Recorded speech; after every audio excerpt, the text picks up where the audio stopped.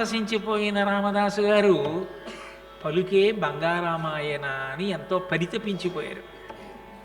ఆ పరితాపం ఏమిటో వ్యక్తం చేయండి తల్లి.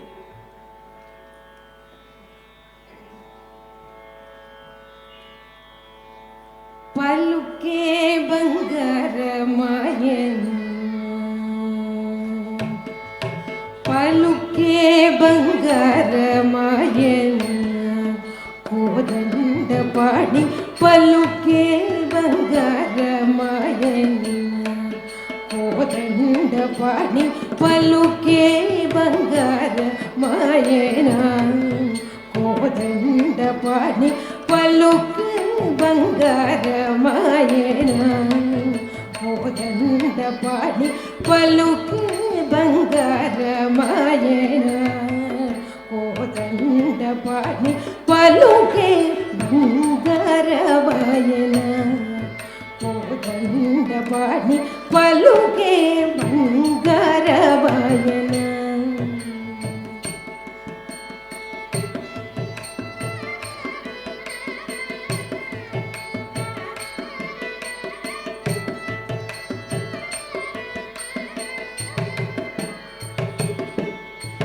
పలుకే బంగారం, పలుకే బంగారమాయ, పిలచిన పలుకవేమి, పలుకే బంగారమాయ, పిలచిన పలుకవేమి, పలుకే బంగారమాయ, పిలచిన పలుకవేమి, కళ్ళల్లో నీ నామస్మరణ మరవ చక్కని తండ్రి, కళ్ళల్లో నీ నామస్మరణ మరవ చక్కని తండ్రి, పలుకే బంగారమాయ, పిలచిన పలుకవేమి, కళ్ళల్లో నీ నామస్మరణ మరవ చక్కని తండ్రి, కళ్ళలో నీ నామస్మరణ మరవ చక్కని తండ్రి, పలుకే బంగారమాయన, కోదండ పాడి పలుకే బంగారమాయన.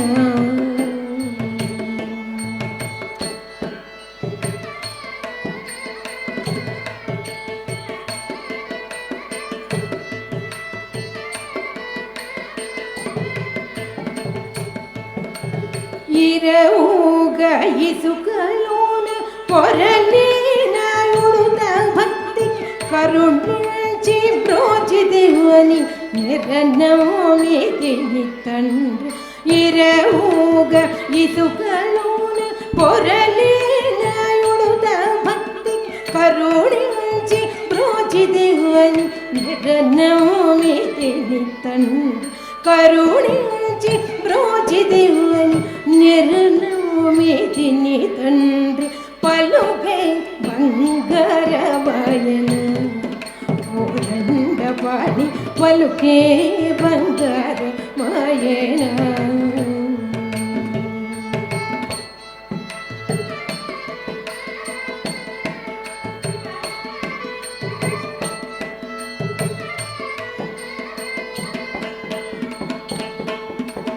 రాతి నదిగా చేసి,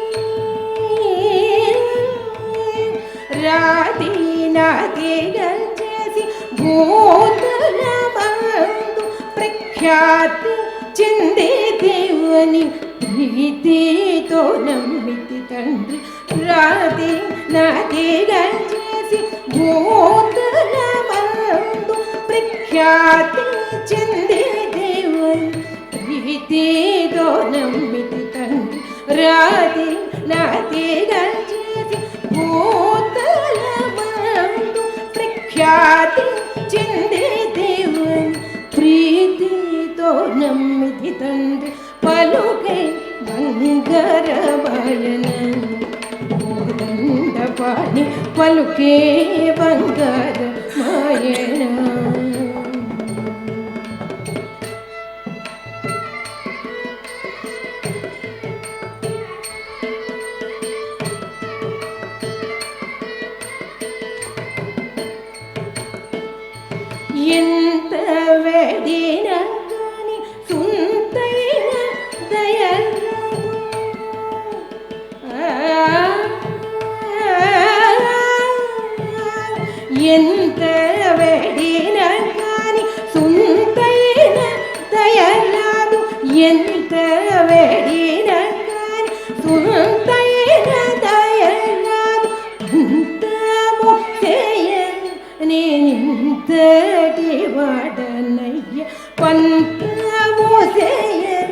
నేనింతటి వాడనయ్య ఎంత వేడినా గాని సుంతైన దయరాదు ఇంతము చేయను నేనింతటి వాడనయ్య పలుకే బంగారవాయన మోదండపాణి పలుకే బంగారవాయన.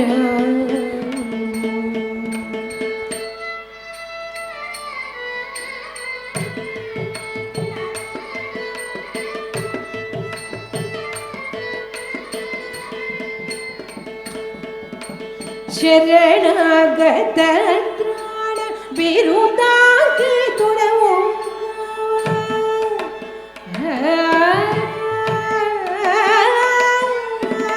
ಶರಣಾಗತ ತ್ರಾಣ ಬಿರುದಾಗಿ ತುಡವು ಶರಣಾಗತ ತ್ರಾಣ ಬಿರುದಾಗಿ ತುಡವು ಕರುಣಿಸು ಭದ್ರಾಚಲ ರಾಮದಾಸ ಪೋಷ ಶರಣಾಗತ ತ್ರಾಣ ಬಿರುದಾಗಿ ತುಡವು ಕರುಣಿಸು ಭದ್ರಾಚಲ ರಾಮದಾಸ ಪೋಷ ಕರುಣಿಸು ಭದ್ರಾಚಲ ರಾಮದಾಸ ಪೋಷ ಪಲುಕೆ ಬಂಗಾರವಾಯನ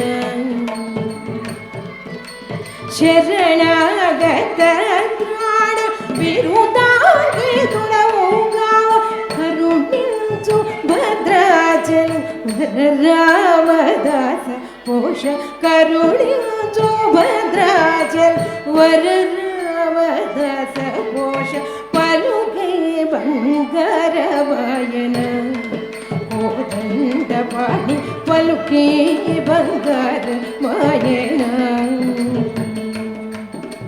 పలుకే బంగారమాయన కోదండపాణి పలుకే బంగారమాయన కోదండపాణి పలుకే బంగారమాయన కోదండపాణి పలుకే బంగారవాయన పలుకే బంగారవాయన బంగారవాయన బంగారవాయన.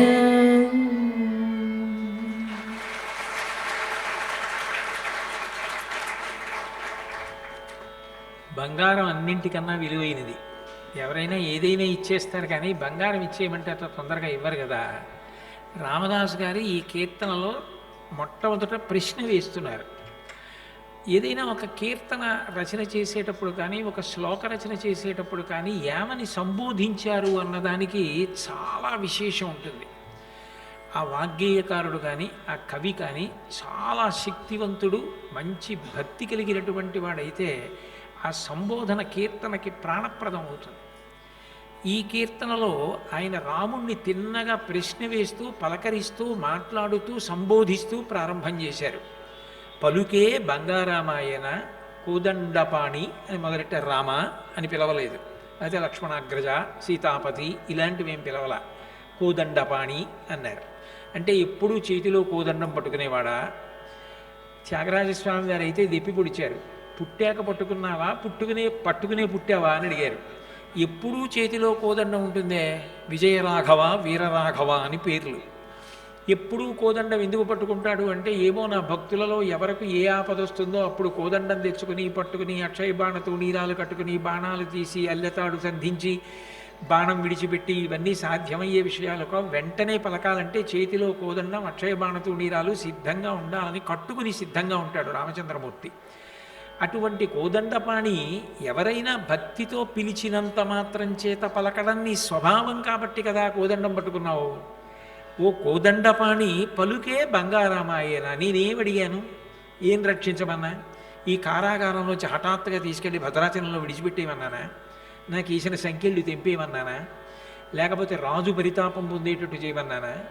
ఒక్క మాట మాట్లాడవాయా, ఏమి రామదాసు అనొక్క మాట అనమన్నాను. ఆ మాట ఎంత కష్టమైపోయిందా అంటే, సాధారణంగా పలకరించడానికి మాట్లాడడానికి ఇద్దరి విషయంలో కొద్దిగా చీకాకు కలుగుతుంది. నేనేమైనా అట్లా ప్రవర్తించానా? అనడానికి రెండు సందర్భాలు చూపించారు రామదాస్ గారు. ఇందులో ఒకటి అవాల్మీకం, అంటే వాల్మీకి రామాయణంలో లేనిది కానీ ప్రత్యేకించి తెలుగునాట చాలా ప్రఖ్యాతి పొందిన సందర్భం. ఏదైనా ఒక పెద్ద పని చేస్తున్నారనుకోండి, అందులో కూర్చుంటే లేవలేని వ్యక్తి, లేస్తే కూర్చోలేని వ్యక్తి, అంత బలహీనంగా ఉన్న వ్యక్తి అంత బరువైన పనిలోకి వచ్చేది పట్టుకుని ఎత్తే ప్రయత్నం చేశాడు అనుకోండి, నీకేమైనా బుద్ధి ఉందా, నువ్వేమి ఎత్తగలవు, ఒళ్ళు నొప్పులు, నడుము నొప్పి, చేతులు నొప్పి, కాళ్ళు నొప్పి, నువ్వు అది ఎత్తుతున్నావే, ఏ కాలు మీద పడేసుకుంటే ఇప్పుడు ఉన్న పని ఆగిపోతుంది, లే అక్కడి నుంచి అంటారు. ఆ వ్యక్తి కనపడ్డాడు అనుకోండి, సమర్థత చూసుకోకుండా పనిలో దూరుతాడు, పని పాడైపోతుంది అని విసుక్కుంటారు, మాట్లాడడానికి ఇష్టపడరు, వాడిని దూరంగా ఉండమని అంటారు ముందు చూడగానే. నువ్వు ఒకప్పుడు సేతువు కట్టావు రామా, ఆ సేతువు కట్టినప్పుడు వానరులు సహకారం చేశారంటే అర్థం ఉంది, ఓ ఉడత కూడా సహకారం చేస్తానని వచ్చింది. కాసేపు నీళ్లలోకి వెళ్ళేది, ఒంటికి తడంటుకున్న తర్వాత ఇసుకలోకి వచ్చేది, పొర్లేది, మళ్ళీ నీళ్లలోకి వెళ్ళేది, ఒంటికంటుకున్న ఇసుక నీళ్లలో పడితే సేతువు నిర్మాణంలో నేను కూడా ఉపకారం చేస్తున్నానని పొంగిపోయింది. నిజానికి అది పెద్ద ఉపకారమా? పనికి అడ్డు రావడం కాదు, ఉడత అటు ఇటు పరిగెడుతుంటే కాళ్ళల్లో పడుతుందేమో అని తప్పుకోవద్దు, ఎవడి భుజం మీద రాయో వాడి కాలు మీద పడుతుంది కూడా. నిజానికి రాముడు విసుక్కోవాలి, కానీ పాపం ఆ ఉడత నాకు సాయం చెయ్యాలని ఎంత కష్టపడుతోందో అని ఆ ఉడతని కూడా చేత్తో తీసి పట్టుకుని దాని వీపు మీద నిమిరావే, అయిందానికి కాందానికి పనిలో దూరిన వాడిని చూసి విసుక్కుంటారు తప్ప దగ్గరికి పిలిచి పట్టుకుని నిమిరి మాట్లాడి బుజ్జగించే వాళ్ళు ఉంటారయా? నువ్వు ఒక ఉడతని చేరదీశావు, నేనేం తప్పు చేశాను? సాధారణంగా కల వస్తోంది అంటే గుర్తు ఏమిటంటే ఇంద్రియాలన్నీ మనస్సులోకి వెళ్ళిపోయాయి. అప్పుడు ఇంకా మనసు దేని యందు అనురక్తమై ఉంటుందో దాన్ని మాత్రమే స్మరిస్తుంది, దానికి కళ అని పేరు. కళలో నీ నామస్మరణ మరువను, నేను కళ వస్తున్నప్పుడు కూడా నీ నామమే సంకీర్తన చేస్తుంటాను. నాకు నువ్వంటే అంత ఇష్టం. నామము పలికితే ఎవరు రావాలి? నామి రావాలి. ఎవరో సభలో అకస్మాత్తుగా లేచి నిలబడి కోటేశ్వరారు అని గట్టిగా అరిచారనుకోండి, నేను అటు చూస్తాను. నామము పలికితే నామి ప్రతిస్పందిస్తాడు. నేను కలలో కూడా విడిచిపెట్టకుండా నీ నామం పలుకుతుంటే నువ్వు ఎప్పుడూ వచ్చి ఏమి రామదాసు ఎందుకు అన్ని మాటలు పిలుస్తున్నావు అని అడగమే? ఏమిటి నేను చేసిన తప్పు? ఉడతలా నీకేమైనా అడ్డుపడ్డానా? అన్నీ తెలిసి తప్పు చేసిన వాళ్ళని చూస్తే తెలియని వాళ్ళు తప్పు చేశారంటే పర్వాలేదు, అన్నీ తెలిసి తప్పు చేయడం ఏమిటి అని కోపం వస్తుంది. అహల్య మహాపతివ్రత, ఆవిడికి తెలియని విషయాలు ఏం లేవు, అయినా ఆవిడ దోషం చేసింది. దోషం చేసిందనడానికి గుర్తు వాల్మీకి రామాయణంలో ఆవిడ చెప్పినటువంటి మాటయే, కృతార్థాస్మి సురశ్రేష్ఠ గచ్చ శీఘ్రమిత ప్రభువు అంది. నేను కృతార్థురాలనయ్యాను, నీ వలన సుఖాన్ని పొందాను, తొందరగా వెళ్ళిపో, ఇక్కడి నుంచి భర్త వస్తాడంది. అంత తప్పు చేసినటువంటి అహల్యని కూడా ఉద్ధరించావే. ఆమె తపస్సు చేస్తే ఆమె దోషాన్ని తీసేసి మళ్ళీ అంతటి మహాపతివ్రతగా అంత తేజోమూర్తిగా ఆవిడ ఆవిర్భవించడానికి అవకాశం ఇచ్చావు. నీ చేసిన తప్పేమిటి? నేను ఏదైనా దోషం చేసి ఉండొచ్చు, కానీ ఎప్పుడూ నీ నామం పట్టుకున్నాను, ఎప్పుడూ నిన్ను ధ్యానం చేస్తున్నాను, అయినా నువ్వు నేను మాట్లాడమని అడుగుతుంటే కనీసం రామదాసు ఏమిటో ఎందుకే అన్ని మాటలు పిలుస్తున్నావు అని అడగమే? ఏ పలుకు బంగారం అయిపోయిందా?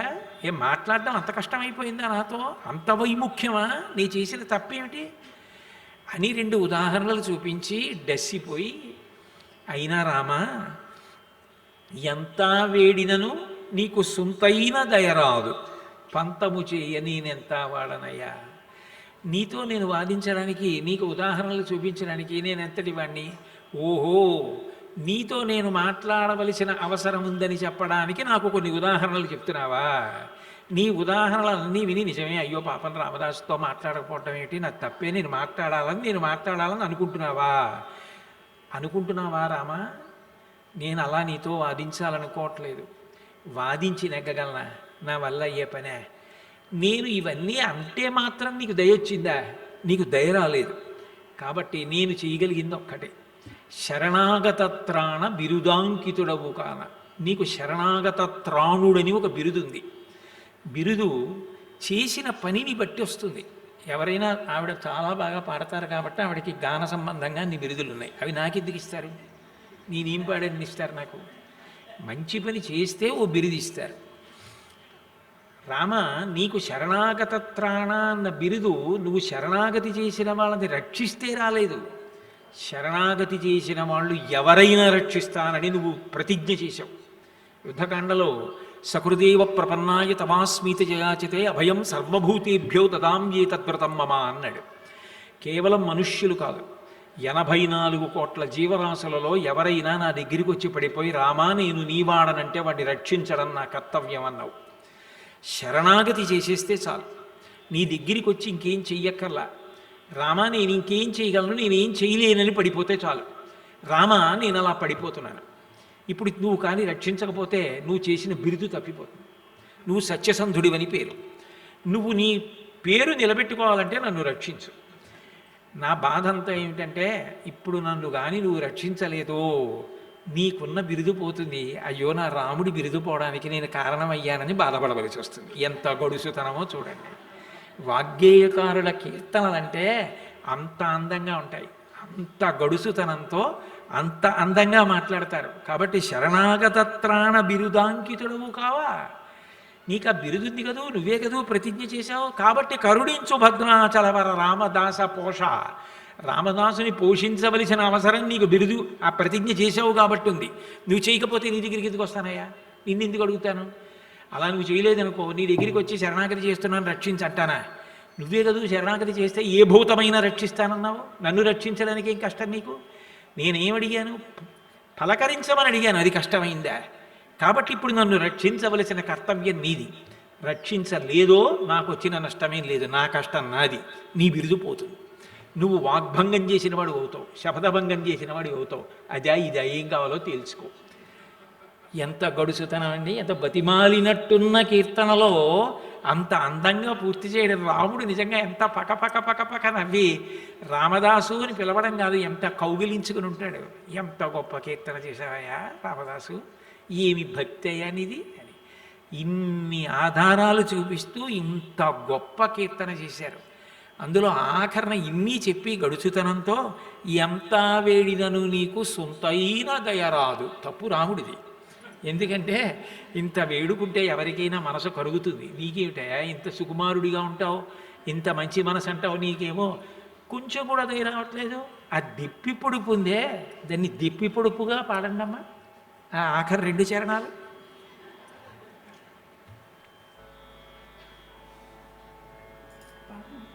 ఆఖరి 2 చరణాలు. ఎంత వేడినను నీకు సొంతైన దయరాదు.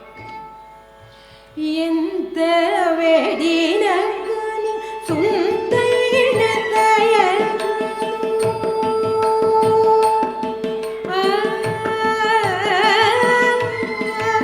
ఎంత వేడిన సొంతైన దయరాదు. ఎంత వేడిన సొంతైన దయరాదు. కొంత మోసేయ నేనెంతటి వాడనయ్య, కొంత మోసేయ నేనెంతటి వాడనయ్య. ఎంత వేడిన సొంతైన దయరాదు. కొంత మోసేయ నేనెంతటి వాడనయ్య. పలుకే బంగారమాయెనా, పలుకే బంగారమాయెనా. కోదండ పాడి పలుకే బంగారమాయెనా. శరణాగత త్రాణ బిరుదాంకితుడవు, శరణాగత త్రాణ బిరుదాంకితుడవు. కరుణించు భద్రాచల వర రామదాస పోష, శరణాగత త్రాణ బిరుదాంకితుడవు.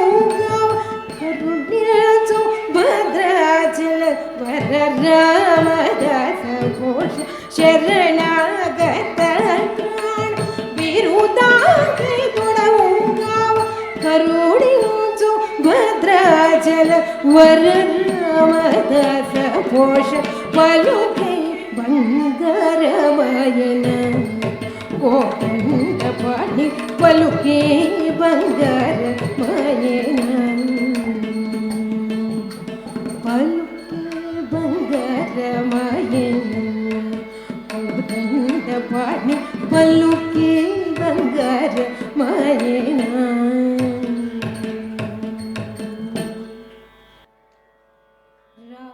रामचन्द्राय जनकराजज मनोहराय मामकाभीष्टदाय महितमङ्गलम् रामचन्द्राय जनकराजज मनोहराय मामकाभीष्टदाय महितमङ्गलम् कौसलेशाय मन्दहासदाशपोषणाय वासवादिविनुत सत्वराय मङ्गलम् कौसलेशाय मन्दहासदासपोषणाय वासवादिविनुत सत्वराय मङ्गलम् विमलरूपाय विविध वेदान्तवेद्याय सुमुखचित्तकामिताय शुभदमङ्गलम् विमलरूपाय विविध वेदान्तवेद्याय सुमुखचित्तकामिताय शुभदमङ्गलम् रामदासाय मृदुल हृदय कमलवासाय स्वामी भद्रगिरिवराय सर्वमङ्गलम् रामदासाय मृदुल हृदय कमलवासाय स्वामी भद्रगिरिवराय सर्वमङ्गलम् रामचन्द्राय जनकराज मनोहराय मामकाभीष्टदाय मङ्गलम् रामचन्द्राय जनकराज मनोहराय मामकाभीष्टदाय